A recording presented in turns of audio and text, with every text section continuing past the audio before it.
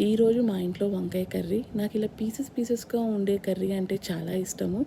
So, అలా చేసుకుందామని చెప్పేసి మార్నింగ్ మార్నింగ్ మంచిగా కర్రీ స్టార్ట్ చేశాను. బట్ ఒక పెద్ద మిస్టేక్స్ వల్ల నాకు అవుట్‌పుట్ సరిగ్గా నేను అనుకున్నది రాలేదు. ఏంటి అవుట్‌పుట్ అంటే చేసిన మిస్టేక్స్ ఏంటి అంటే, సో, మూత పెట్టేశాను ఎక్కువసేపు. అండ్ సెకండ్ వన్ ఏంటంటే ఎక్కువసేపు ఇలా కలుపుతూ ఉన్నాను. సో, కలుపుతూ ఉండటం వల్ల అవి చితికిపోయి వంకాయ పచ్చడిలాగా అయిపోయింది. సో, అది కాస్త డిసప్పాయింట్ అయింది.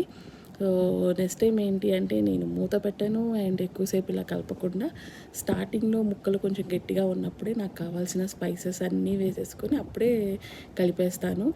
తర్వాత మళ్ళీ కలపకుండా. సో, నా బాబు కోసం కొంచెం కర్రీ తీసి పక్కన పెట్టి తర్వాత కారం వేసేసాను మిగతా కర్రీలో.